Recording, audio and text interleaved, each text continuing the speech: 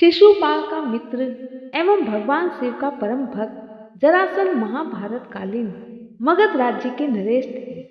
इससे पहले मगध देश के राजा जरासंध के पिता वृद्धदत्त वहां के राजा थे, लेकिन उन्हें कोई संतान नहीं थी।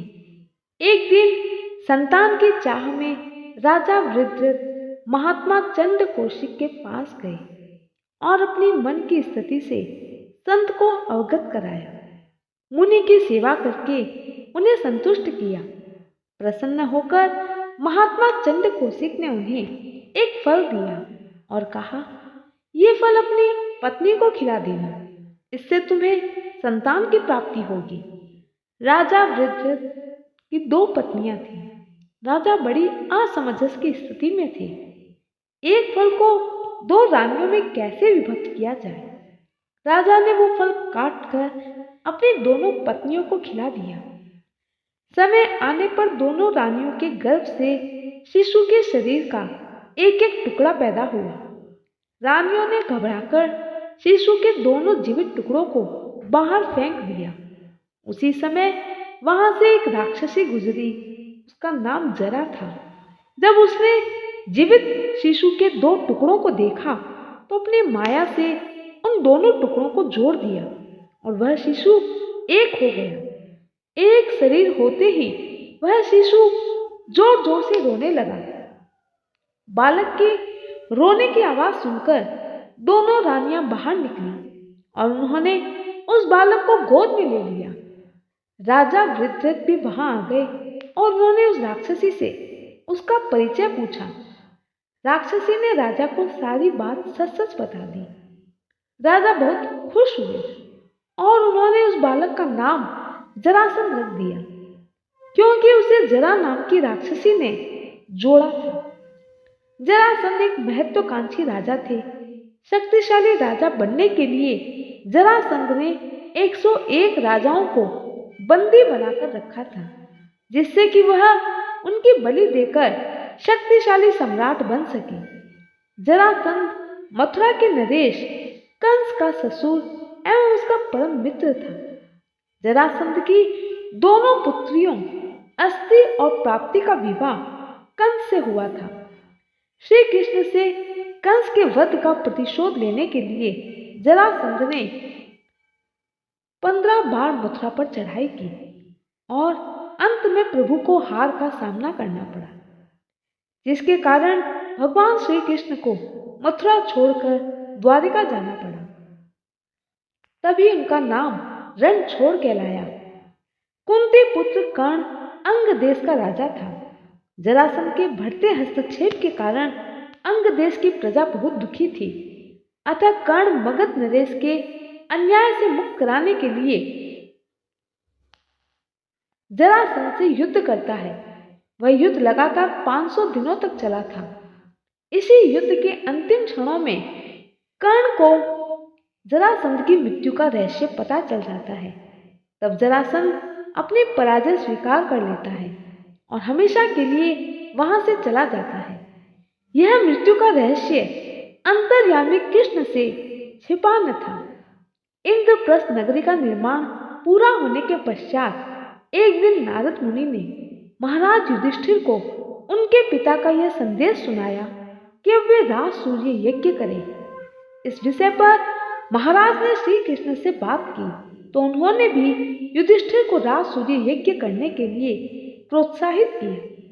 लेकिन महाराज युधिष्ठिर के चक्रवर्ती सम्राट बनने के मार्ग में केवल एक रोड़ा था, मगध नरेश जरासंध, जिसे परास्त किए बिना वो सम्राट नहीं बन सकते थे और ना ही रणभूमि में उन्हें परास्त किया जा सकता था।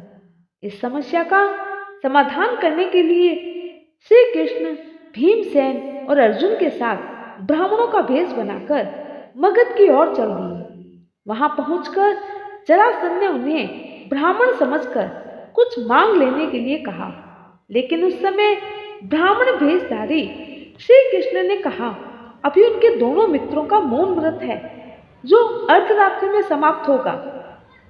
तब जरासंध ने अर्धरात्रि होने तक सभी को ब्राह्मण कक्ष में ठहराया और अर्धरात्रि के समय जब जरासंध ने श्री कृष्ण के प्रवेश कक्ष में प्रवेश किया तो जरासंध को तीनों पर कुछ संदेह हुआ कि वे ब्राह्मण नहीं हैं, क्योंकि वे शरीर से क्षत्रिय जैसे लग रहे थे।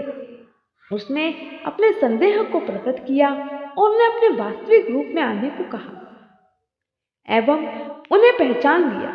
तब श्री कृष्ण की खरी खोटी सुनने के बाद उन्हें क्रोध आ गया और उसने कहा कि उन्हें जो भी चाहिए वे मांग लें और यहाँ से चले जाएं। तब श्री कृष्ण ने ब्राह्मण वेश में जरासंध को मल्ल युद्ध करने के लिए कहा और जरासंध एक वीर योद्धा था, इसलिए उसने मल्ल युद्ध के लिए भीम को चुना और अगले दिन उसने भीम के साथ मल्ल भूमि में मल्ल युद्ध किया। यह युद्ध लगभग 28 दिनों तक चलता रहा, लेकिन जितने बार भीमसेन उसके 2 टुकड़े करते वो फिर से जुड़ जाता। इस पर श्री कृष्ण ने घास की एक डंडी की सहायता से भीम को संकेत किया कि वो इस बार उसके 2 टुकड़े करके दोनों टुकड़े अलग अलग दिशा में फेंके।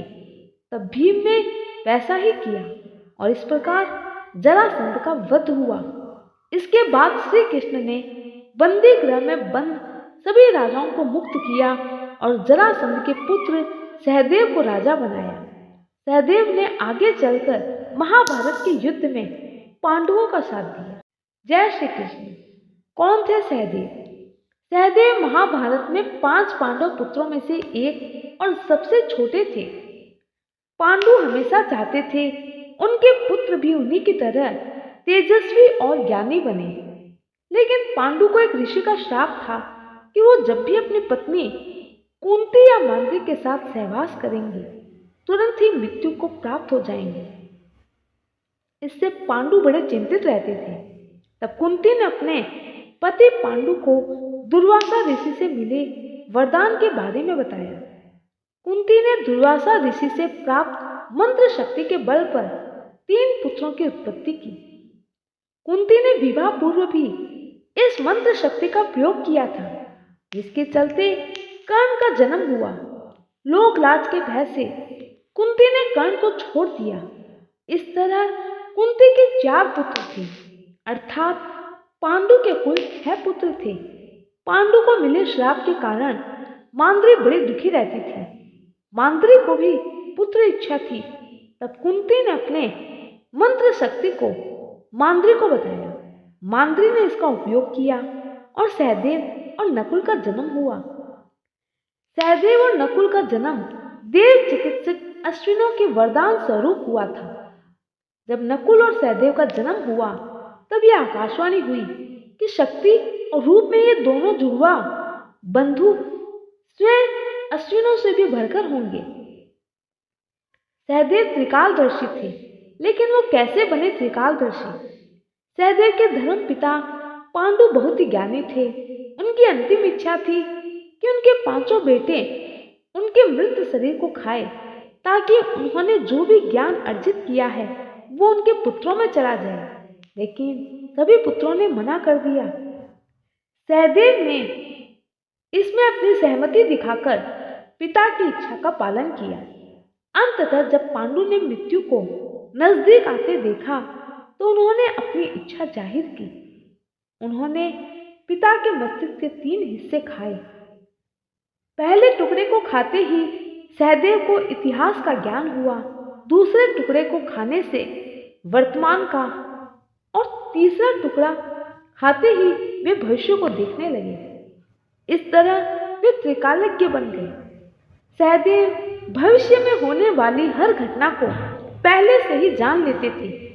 वे जानते थे महाभारत होने वाली है और कौन किसको मारेगा, कौन विजयी होगा। लेकिन भगवान श्री कृष्ण ने उसे श्राप दिया था, अगर वह इस बारे में लोगों को बताएगा तो उसकी मृत्यु हो जाएगी। वे परशु अस्त्र के निपुण योद्धा थे।